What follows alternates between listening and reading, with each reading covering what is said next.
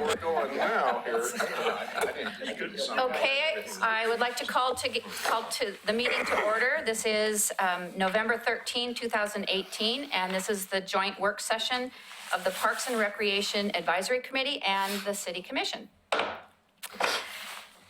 And it looks like we have several members of each of these, representing these boards and committees with us this evening. So we'd like to start with introductions. And Mr. Daniels, if you'd like to state your name and which you're with, which board you're with. Bill Daniels, and I'm with PRAC. Karen Morey, PRAC. Lisa Novak, PRAC. Frank O'Donnell, City Commission. Troy Bollinger, PRAC. Chris Cook, PRAC. Brian Shaw, City Commission. Sean Datchler, PRAC. Mike Mitchell, PRAC. Roger Politice, PRAC. And I'm Nancy Ide with the City Commission. Welcome. And then we have Renata Mengelberg on the phone. Okay, so we have one item on the agenda this evening, the Parks and Recreation funding, and I'm going to turn it over to Mr. Lewis. Thank you very much. So we're here today to discuss the Parks and Recreation funding. As you're aware, we had a joint PRAC and City Commission meeting scheduled during the month of September. And as we discussed at that meeting, to have a follow-up meeting in November to further discussion and to hopefully give direction to staff for next steps to move the conversation even further. So to start off today, we're going to go just a little bit of a recap. Again, this is the City Commission goal number 2, addressing critical facility needs. So one point to develop future revenue options for long-term maintenance of city parks and recreation facilities. And then 2, to continue to increase funding to address deferred maintenance for city parks and recreation facilities. What that means for us is, 1, we have a operational need for staff and supplies and getting the day-to-day work done. The second side is our capital need for capital reinvestment for deferred maintenance. So that's maintaining, bringing up all of the trails and parks and irrigation up to the place where they need to be in order for the public to enjoy them into the future. So as we discussed at the last meeting, we do have an operational need both on our park maintenance side as well as our facility maintenance. We have 36 parks and facilities. We have facility maintenance needs at not only our parks facilities, but we also maintain facilities across the city, including City Hall. We're at a deficit for park maintenance at 7.5 positions compared to the industry standard, and at 3.3 FTE deficit for facility maintenance compared to the industry standard. The capital needs, as we discussed, and the information in your packet, we have a deferred parks maintenance and facilities deferred maintenance list totaling roughly $27.4 million. Again, this is a snapshot of where we're at, moment in time, not necessarily projecting for future needs.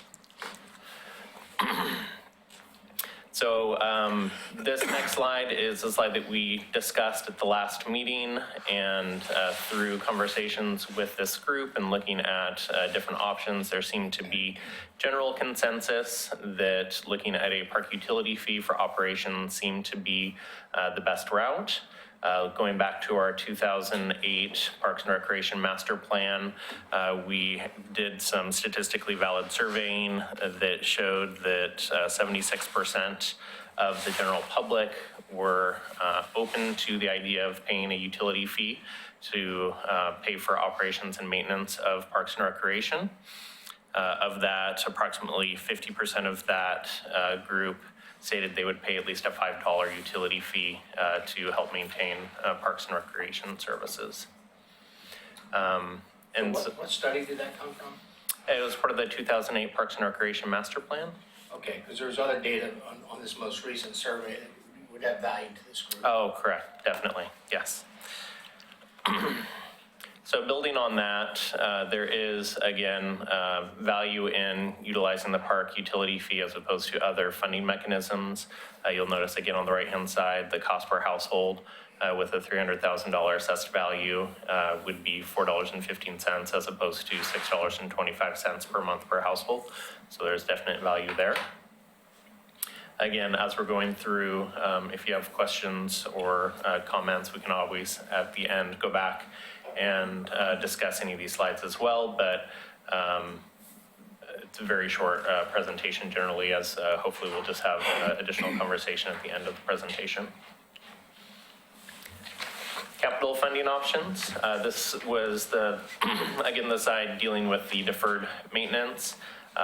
We had a very good conversation at the last joint meeting. Additionally, we had a good conversation at the Parks and Recreation Advisory Committee meeting last month, discussing the local option levy, general obligation bonds, and park utility fees. Coming out of the last meeting in September, it seemed to be there was a lot of support for looking at the local option levy. And then coming from the Parks and Recreation Advisory Committee meeting, there was also a conversation around the general obligation bond. And with the previous meetings as well, there was good conversation around the utility fee, although it seemed to be some had concerns about the combined costs. So one of the other things that came from our last meeting in September was not only to have our deferred maintenance list, but also to have that cherry on top projects. And so staff went and looked at previous master planning efforts and CIP project lists to come up with some options that might be relevant as we move forward with community conversations. During the Parks and Recreation, 1999 Parks and Recreation master planning process, as well as in subsequent master planning documents, we have identified acquisition and park build-out strategies for areas around the city. So each star that you recognize on that map denotes a project to add to our park inventory. Again, one of the goals for our Parks and Recreation Master Plan and one of the industry standards for access to Parks and Recreation amenities is a walkable city and a walkable distance from every household to a park or green space. And so part of this is, again, the equity piece and making sure we're building out parks within each community and we're building out different amenities. I did not on this chart, but some of these parks are community parks, others are neighborhood parks, and some of them serve as more of a natural corridor or trail system. And so you're going to see different pieces. But again, these are all possible acquisition targets for build out if we were to move forward with acquiring and constructing parks within our community. Another project that could be an option is a sports complex. Oregon City has a very active youth sports culture. Regionally, we're one of the larger baseball association groups. We additionally serve a rather large youth soccer contingent. Sports complex could be built as a community park and serve dual purposes to serve, again, both residents for sports and active needs, as well as a community park, passive and natural asset needs as well. Some of our more popular sports areas also serve to have walking trails and natural amenities that draw families to the area and serve the community as well as, again, the larger regional area. Aquatic Center, that was brought up in conversation at our last joint meeting, but additionally it is listed in our capital project list and is partially SDC eligible. We have called out for additional square footage of Aquatic Center to serve the growing community. So that is listed on our 99 master plan. Additionally calls for looking at building out recreational needs for inside recreational needs. So possibly looking at additional community rooms or indoor active spaces. One of the items that always does really well in community surveys is trail development. 77% of Oregon City residents responded that their household has a need for walking and biking trails in our 2008 statistically valid survey. Our 2018 community survey also recognizes it as a high need and top priority for Parks and Recreation. The ever popular dog park. So one of the themes to the community survey that we'll be discussing in our next work session is the abundance of need for fenced dog areas and activities for families to recreate with their four-legged companions. It was identified as a deficiency in our 99 Parks and Recreation Master Plan. We do have off-leash dog areas, but we currently do not have any fenced dog parks in our system. And so looking at developing a more of a community-wide or regional dog park would be an option. We are planning on installing a smaller, just under 1 acre dog park, fenced dog area at the Glen Oak Park. But again, that's more of a neighborhood amenity as opposed to a regional amenity where you'll be able to have typically a large dog area, small dog area, have different spaces for different dogs and different needs. So moving on to our communication strategy. One of the requests from this group coming back was to look at what our next steps could be if given direction to move forward and what that communication would look like with the general public. So first thing we would do is to prioritize our needs, to do public outreach with visuals of our backlog work and capital projects to really set the stage for where we're at currently with our snapshot and what our community needs are, particularly if we're looking to develop some of those facilities that are the additional cherry on top projects.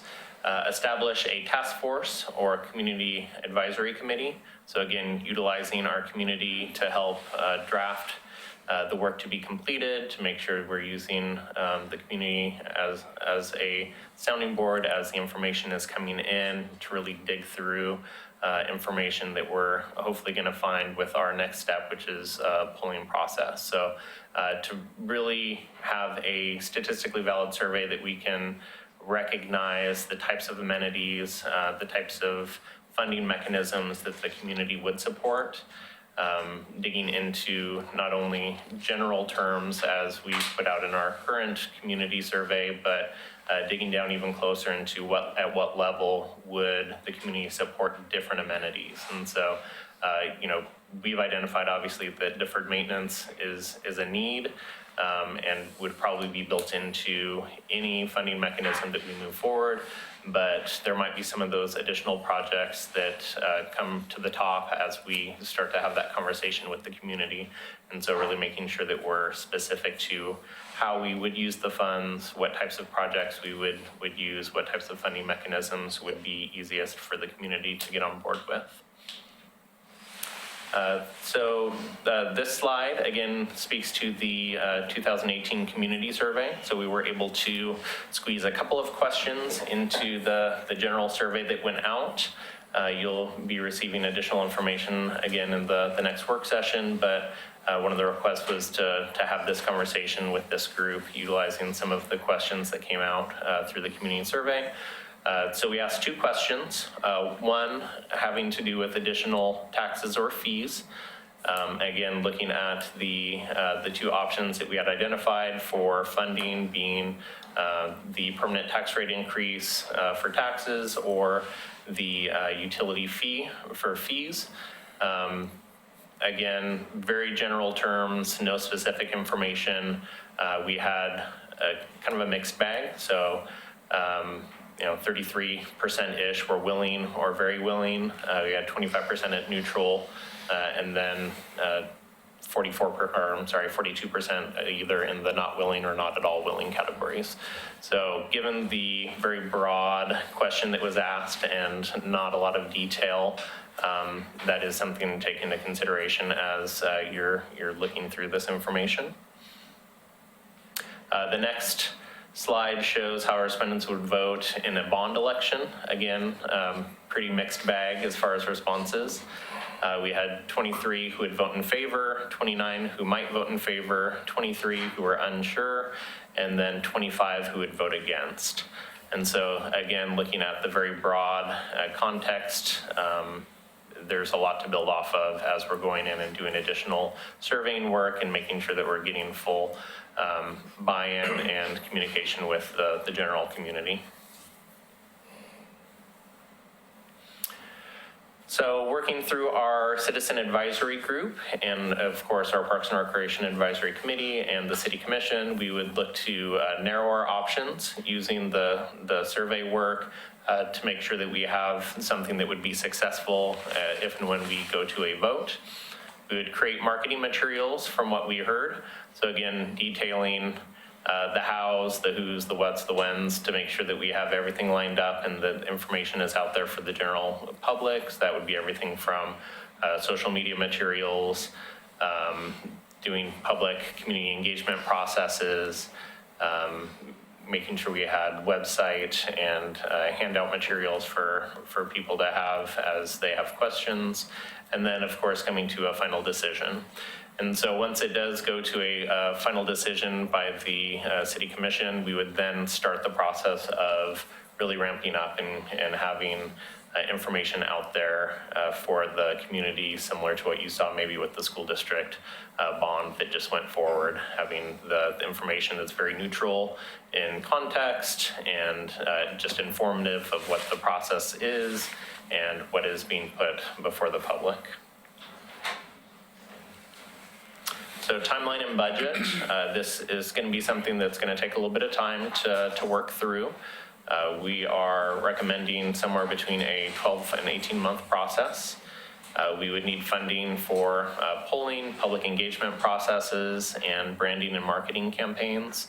We're estimating that the budget impact would be approximately anywhere between $100,000 and $150,000 from start to finish. So next steps, if given the direction, staff would begin to recruit the task force and community advisory committee members, begin the outreach and marketing campaign on needs, and then begin working with a polling consultant to really get into the details of what our community wants and needs from their Parks and Recreation system. So with that, I'll open it up to any questions or comments to the group. Question? The numbers that you had as far as respondents, the 2 pie graphs you showed, Yes. what was the number of respondents you had in those? I think we had just over 300 respondents total, which is statistically relevant for the size of the community that we have. I think it was a Okay. plus minus 5%. Okay, and was that something we contracted, or is that internal, the polling? That was something that was contracted through our community communications coordinator. Okay, President Brown. and then you talked later about with the marketing materials and doing some other polling. Are you looking for the same size group, 300 in that group as well, or would that be an increased number because we're getting toward the final decision? It would probably be roughly in that same group. It's anywhere between 300 and 400 would probably be, and it seems like a small amount given our community size, but those that work in polling. And I've had several conversations with folks that do a lot of this type of process, have stated that that's probably around where we would want to be. Would there be an advantage to go above that? I mean, would the numbers become more accurate if we poll more people, I would think. Yeah, they would. Yep. Yes. Okay. To make a comment, I guess, this entire group will be tasked with making a good decision, and I'm not sure, I would have relied more exclusively on the 2018 results we just got because they're more current by a 10-year period. And I wish they would have reflected that because I see the studies were very interesting. We've got a lot of people who are just uninvolved. We got, on the Parks Matter on the newest study, it was like 33% want to do something and 33 don't. The middle didn't want to do anything. It's like, don't bother me. Right. And even your comment that there was a lot of satisfaction with our trails and stuff. And I'm not sure, I would like to have seen, I almost wish the 2 presentations were reversed, that we could have discussed the other first, because not taking just a summary, but digging down into the data, it was revealing. And there's some engagement and a lot of non-engagement and satisfaction where you didn't think there'd be some, and lack of satisfaction that needs to be addressed. So there's things near and dear to my heart. I'd love to see a sports complex. I coached and I took people to the Nationals, and I know what our spend was. We went to those cities and we played, and we 501c3 supported them. But part of that formula for success and part of this economic development formula for the city is you got to have somewhere to stay. If you don't have hotels, you don't get that spend. They play in your fields and then they go to wherever they're staying, and that's where their restaurant spend is and that's where their hotel spend is. So that's a big aside component for this that goes to economic development and tourism. It was interesting, some of the people that were lackluster on this most recent study on doing this at all, their response on the methodologies were different than their response on do you want to do it. So I wish we had delved into that first, because I think it would have given this entire committee a lot more background on what we're asking us to do. I'll leave it at that.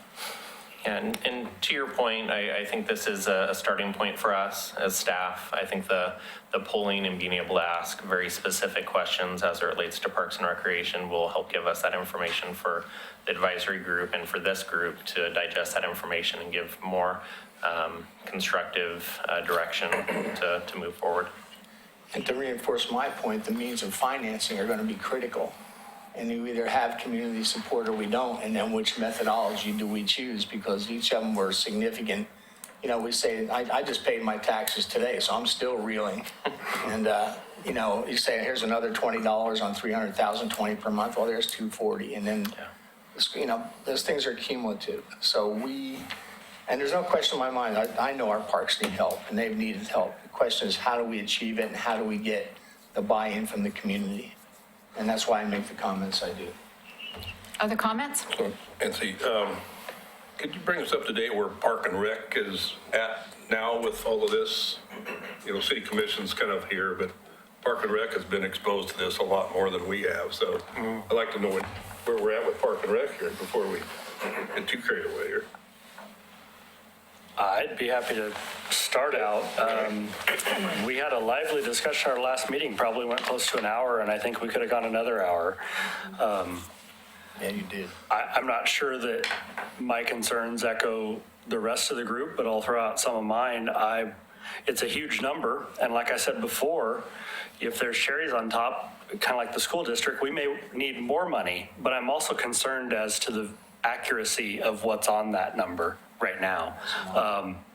Almost to your point, but drilling in deeper, what is the service level that the community requires? Is it $27 million worth of effort? Or is there some lower number or some higher number? And I don't know that, and that bothers me.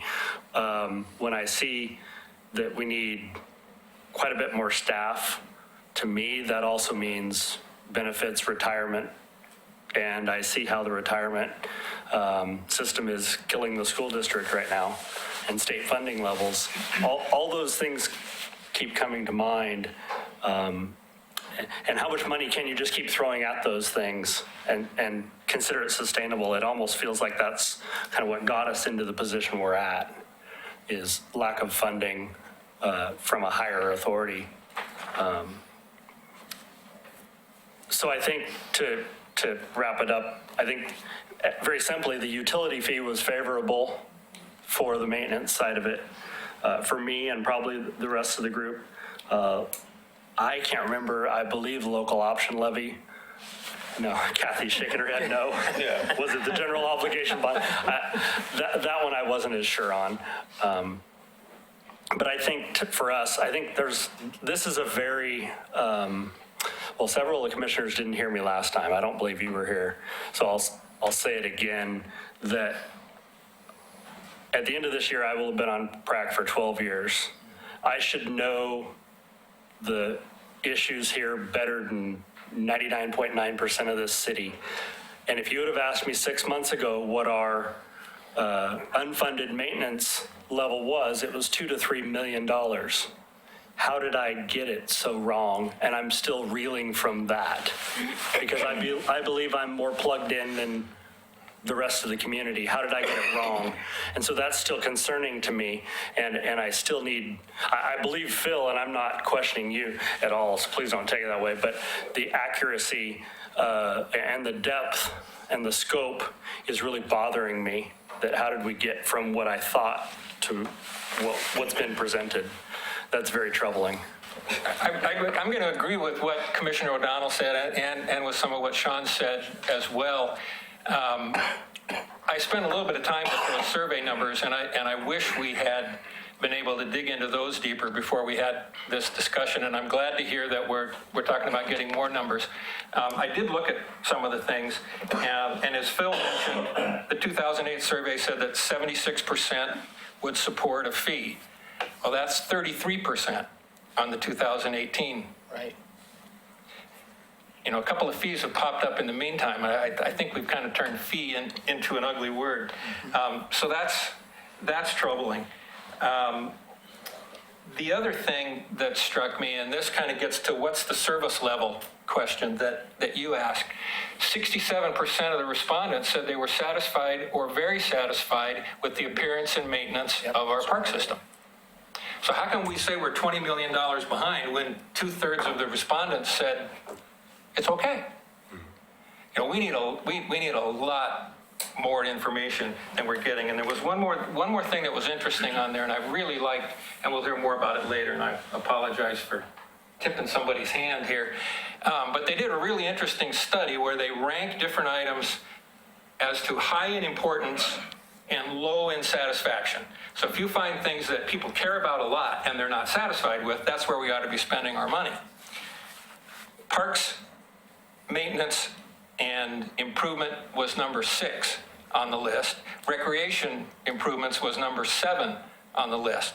So there are 5 other city services that the respondents said were more important to them than that. So on the one, you know, we're looking at a $20 million number, and I'm having a hard time justifying how important that is to our citizens to talk about spending that kind of money. And you know, I don't want to see us spend a year and $150,000 and put together a plan and not have any support for it when we get done. So. If I may? More questions? Yeah. Mike, I appreciate that, because to tag onto that, generally speaking, I have a hard time with polls, because polls are about numbers, they're not about people. Because we see when they say they support it or don't support it, but we don't hear those people. We don't hear what they say. We just see the number on the paper. We don't talk to them. I was on the school board when we went through the bond stuff that Sean was talking about, and we went individually. Board members were there, superintendent, led the discussion. We went to every single school and talked to anyone who wanted to show up, and we really learned some valuable information. And they, like Sean said, they said, you're not spending enough money. They said, go get more. And so we went back to the drawing board and we went bigger. Now, cost of construction, trimmed that down in the process, but we went bigger. And as you saw, the bond passed because we listened to the people and didn't just look at the numbers on the page. And we've asked with the police facility and now with the school bond, we've asked our citizens for money. They've said yes. Are they going to continue to say yes? And if it's low on the priority list, they may not. And in these types of deals, whether it's a bond or any kind of fee, sometimes it's one shot before and you got to wait a long time before you can ask for it again. So I think the timing is important with the priorities. And I think those of us sitting here, most of us, should be the ones out in the public with the presenter saying, hey, what do you guys want? And listening, and stop writing stuff down on paper and compiling numbers and just listen to people. Because people matter more than numbers, I think. Nancy? Or comments? Nancy? Karen? Okay, this is strictly from me.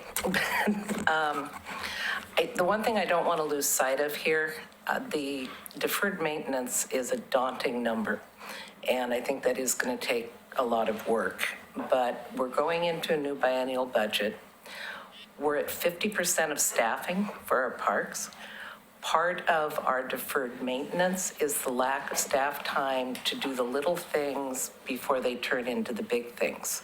So one thing I hope the commission looks at as you're going through the budget process is seeing if there is a way to increase staffing in the coming budget, and then in the future, getting up closer to that target level through a fee or some other means. Can I make one more question? Phil, at the Parks Rec meeting, we talked about the FTE, industry standard numbers, and we had talked about recompiling those numbers and trying to find them, not industry in a broad area, but within the county and then the tri-county area. Is that what's been reflected on this, or are those still the old numbers? Those are still the industry standard numbers, the national numbers. I think the ones that are more for our region, within the county and maybe the tri-county area, I think are more relevant to here. We may be better or worse than what we're showing. I don't know. Nancy, one thing on the topic of polling here, you might want to poll your park staff. I've gotten some firsthand input, and I know where, they've been shorthanded. Also, there's been a high turnover rate, and sometimes that's because of the workload. So just again, emphasizing, I think staffing is a right here and now problem. The deferred maintenance, I think we have time, but I hope you take a step towards staffing in the budget. Yes. Well, Phil, I'd like to ask you, is that correct? Do you have high turnover in your Parks Department? 'Cause I was not aware of that. I know we've had a single person or two leave, but not, we talked about a mass exodus, and I've never heard that until this moment. Is that correct, or is I that didn't say mass exodus. We have six. high turnover? We have six FTE that do the day-to-day maintenance on the parks end. 4 of them are right around a year, some of them under, some of them just a little bit over. We have 2 members that have been here for an extended period of time. Was that an increase in staff or a replacement of existing staff? A replacement of existing staff. Okay. Now, your request for FTEs in the future, that was based upon additional parks coming online, or just to service existing parks? That's servicing our existent parks and acreage. Okay. We do anticipate bringing additional parks online, and I think the intent, I know there's a lot of different priorities for a city to manage. We're just trying to get up to a point a little bit closer to where we know we probably should be. And so the original request, I think we were roughly 8 FTE behind on the national standard. I think we were requesting for 5 FTE for our park side and 1 FTE for our facility maintenance side to get us again a little bit closer to where we probably should be. Well, make no mistake, I'm supportive of the parks. If we're going to go out for a huge ask, we need to have confidence in the numbers we're presenting. And I took issue with something that when I asked about the condition of parks equipment, those are all evaluated basis on age only, not physical exam. So for example, the Hillendale equipment was rated the same as the Chapin equipment, and I know they're in 2 different states of repair. Because I've got grandchildren, I use them. And again, I want to say I'm positive about it. I want to support this because I think parks and livability are a big demonstration of the community and their commitment to a quality lifestyle. I just want to do it right, and we need to know what we're getting into when we approach the community for what our ask is going to be. Christopher. So, just kind of a reiteration of some of the things that have been said, and I said it in the last joint meeting we had, and kind of going to Sean's statement of how did it get this bad? And I think part of it is a credit to the park staff that's out there doing the work, and the satisfaction level is because they're out there doing their job. But I think we're going to have to be very specific in what we're asking for, and also why we're in the state that we're in, and some kind of story or plan to get us out of that hole and not get back in it. I think that's one of the ways you're going to be able to sell this, but you're going to have a good plan. I'm with you. I saw that number and it made me gasp. And I think the general public's going to be in the same boat. And both Sean and Mike have said something critical. What level of service does the community want? Right. Are we selling them a Chevrolet or a Cadillac or a BMW? What do you want? What satisfies you? Mike. this kind of ties on with what Karen was saying. We are coming up on budget time. And I'm going to say this on somebody else's behalf because I know he's brought it up before. Doug Neely is wearing one of his other community service hats tonight and can't be here. But I've heard him on more than one occasion ask historic information about the level of parks funding support in the general fund over time and what has happened to it. And that may have been presented, I missed the last meeting, but I don't think PRAC has seen that information, and I know that's something that Doug would want, and I think all of PRAC would want, especially as we're coming into budget time. I do have one, I have lots of questions, but I'm just going to ask one. Does the $27 million estimate include the costs of the current staff out there doing their work every day, of which they would normally be paid their salary, their wages, that's in the budget already? It does not. The 27.4 million is just capital projects. Operating expenses is a separate. So it's not, okay, it wasn't the operations. Okay, that's all I wanted. Any further comments? I do have one thing, and I'd like the city to consider, or the committee to consider, when acquiring property, I don't believe that it necessarily needs to be developed. Having an area designated at a park will serve the community until we have the funding to build a park. In other words, people will use the land. If it's formally designated as a park, the community will use it. So I just wanted to throw that out there. So let's think about that when looking at properties for acquisition. And I know that's something else, speaking of Doug not being here and being able to add his 2 cents, that is something that we've heard at the Parks and Recreation Advisory Committee, that Doug's interested in us as well, looking at acquisition and land banking properties so that in future times we can develop them once we have funds available and we don't miss out on properties that will turn into something else. Nancy, I did have a comment if this is a good time. Yes, Commissioner Mangelberg. Yeah, a couple observations. One is, I hope that we're not letting the perfect be the enemy of the good. We can always ask for more numbers and more clarification and more information, but we know already that our parks maintenance investment has been subpar for a very long time.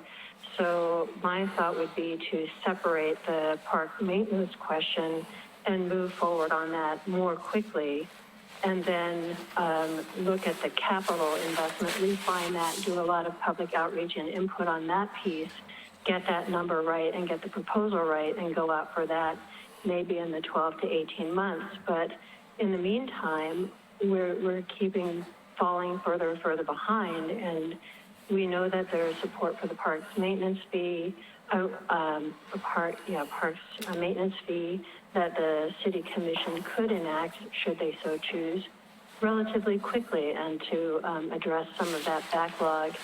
And I understand from the community survey that trails is one of the big desires of the community. Could that be considered park maintenance? And that way we're addressing one of the top priorities that our citizens have told us in this recent survey. Another thing that struck me in the demographics was that, yes, we do have a number of children in the community, but families with children under 18 is only 25%. 75% of our community is adults. So as we look at amenities for our citizens, let's think about that, and walking trails and passive information, that kind of thing, probably hits that more than, say, a athletic center, which is more geared toward youth, which is a smaller proportion of our population, and that's also a capital project. Anyway, I'm excited that we're having this conversation. I'm excited that the survey came back so positive around parks. I encourage us to move more quickly and not delay for want of perfect information, because we're never going to get it. Thank you. Brian. So, and Commissioner Mengelbert kind of hit on this a little bit. You got to figure out how we're going to sell this, you know, and if our adults are this bigger population, you know, we've got to figure out, you know, that's going to be some of our talking points. But I got to admire Mr. Bollinger's time on the school board and look at the successes that have happened. That school bond, the C-Safe, how did those happen? Why were they successful? And that can design the template for how this is going to happen here, so. Okay. Looks like we have more conversation needed. We're 10 minutes past the time, but it's been a really great discussion. Do you want to give us any final words, Mr. Lewis? Again, I guess I would just ask if there's anything that I can do moving forward, give direction to staff to be able to keep the momentum rolling, moving into the next couple of months. What would help me is those adjusted FTE numbers for the county and the surrounding cities. Give us a more accurate picture of the FTE, which I think is going to be what's going to help us maintain and keep up with the maintenance. We could have a lot of money, but if we have no one to do the work, that's an issue. And the historic information on general fund support for parks. And do we have, are we convinced that the 27 million is a fairly accurate figure? We're pretty confident that it's a fairly accurate number. Again, it was all done in-house using information, per square footage, looking at recent projects and things like that. We did not bring in a consultant or expend any external money on the project. So, we could move in that direction, but didn't feel it was warranted given the amount of information we had at our disposal.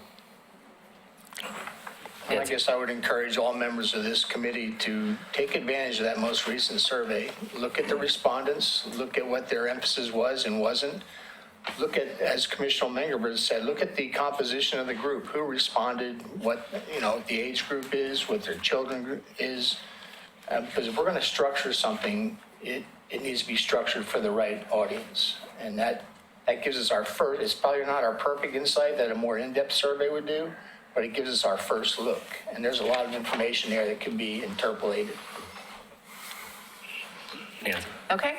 Oh, I believe there was one more comment that we made in the last PRAC meeting, and that was to change the categorization of some of the items. In other words, to refine the subcategories. Thank you. Yeah. Some of it, we were having a hard time understanding some of the elements, and frankly, if you were going to pick a few to line out, how would you do that? Mm-hmm. And I think that could be refined. I actually remember that comment. It was, you're not going to get, water lines aren't sexy. Water lines aren't anything, but other things are. Right. Yeah, you're right. Is this, so just to help staff, in how do we move forward from this point? Is this something where we've kind of outlined a way to move forward? Would you like us to take that back to PRAC and they can forward something to the commission? Obviously, we can't make any decisions here tonight in a work session, but or is this something you would just prefer that we bring back to the commission for direction for staff? comments? I don't want to get analysis paralysis, but I do want to move forward with intelligent information that positions us to succeed. So again, I take a first look at what we just got or we're about to see tonight. I would make sure I was on firm ground on what my ask was. I would define it as Sean said, as what we're going to use it for. And then if we're going to venture forth with an ask of some type, whatever financing vehicle it takes, I want to make sure that it sells the first time out, because it's tough to recover if you lose the first time out. I had one comment, if I may. Yes, Bill. I'll make it quick. The consensus was that if from PRAC was that it was the utility billing was probably the most logical avenue for raising the money that we need to raise. And what we didn't discuss in as much detail was how do you present that to the voting public? And we've talked tonight about how maintenance probably is one of the higher priorities to take care of sooner than later, getting our staffing on board to the numbers that we need. Those are sort of hard numbers that we can come up with and put that forth to the community, that a utility billing, a percentage of that utility billing or whatever it may be that we're using to get the maintenance caught up by getting staffing on board to be able to keep up with what we're trying to keep up with many people coming into the community. I believe you've made a really good point there because there's a lot of controversy, or can be, around whether to just approve it by ordinance at the city commission level or to go out for a vote. There's examples in our recent community, city of Elmsville, had a very difficult situation regarding creating the utility fee without the vote. And, I just think that we've had our school bond be approved through a vote. On the other hand, we had the utility, the fee for the police station that was not. So I just think that's a topic that needs a lot of further discussion. We discussed that at the last meeting, and the mayor jumped in and said, "Oh, we'd go for a vote." He seemed pretty adamant about it, and I think that's fair. I mean, we're going to ask for their money. Let's ask for it and not take it. And I think if it doesn't pass, that'll be an additional communication as to what they do or do not want. Okay. So, One final comment? Phil, are you comfortable with how this is all going, or would you like to have an expert or a consultant assist you with this? Just because of how big this is, and the public's could be involved and everything, would you like to, have some assistance to kind of walk through this or bounce some things off of it and stuff? Well, I think part of the ask and part of the budget impact that we discussed would be to probably have a consultant on board to do the polling, probably have a consultant on board to do some of the community engagement work and setting up processes and making sure that we're, aligned with best practice. So my request would be that if it's the goal of the commission and of PRAC to move forward, that we have the money to be able to do it in the correct way. And to Commissioner O'Donnell's and Mr. Bollinger's points, that we really engage the community and we do it in a thoughtful way so that we get it done right the first time. But as far as the maintenance part and the capital stuff and the numbers, the 25 million, gotcha. As far as maybe, are you comfortable in doing all that? I know you're a man of experience, that's why you're here. Yeah, no, I think we're pretty comfortable with the numbers. Again, if we had a consultant on board, we would probably spend quite a bit of money to figure out where, plus or minus a couple million on either side, and those are big numbers, but to spend the money to really refine that might not be the return on investment that the commission's looking for. Okay, good, thanks. Okay. Well, thank you everyone for coming. Sorry. Sorry, go ahead. So I guess we can go back as staff and kind of based on what we heard tonight, we heard kind of separating out, we've got a staffing need versus a capital need. I've heard staffing is an immediate concern, that we have time on the capital side. We are coming up to the budget season. I understand PRAC was interested in the fee option. We had also presented utilizing some of our tax rate to cover the operation, the staffing side as well. So I guess what I'm thinking is that we would probably come back to the commission on a discussion to authorize, we've laid out a plan of putting together a task force, the community engagement component, hiring consultant to help us with that work. And so I guess we'll be bringing that back to the commission to get the approval to move forward on that, unless I'm hearing major concerns about the strategy right at the moment. Is the Park and Rec comfortable with that, or would you rather do your thing again before it comes to commission? Are you good? No? I believe Tony has the right plan in mind. Okay, good. And it reflects what I would want. Okay, thank you. I'd agree with Mr. Ballinger. I mean, it needs to be an ask and not a take. And surprisingly, and correct me, Mike, sounds like you read the thing. It looked like the preferred vehicle for finance by the general public of all things was a general obligation bond. And that shocked me if I'm remembering correctly. Yeah, I think once again. a little more. 52% said they might or would vote in favor of a bond. Yeah. And 33% very willing or willing to pay a fee, Yeah. which does seem a little, but there were no numbers attached to that, so. Yeah, how much does it cost to Yeah. make that number swing? I think depending on where that decimal point is, you might have quite a few people change their mind. Not to be argumentative, but a geo bond can't be used for staffing. So we still have that kind of this two-piece puzzle we're trying to put together. Right. Okay, thanks. I think we have direction. Thank you very much. Okay. Thank you for your participation, and this meeting is adjourned. Thanks for everything.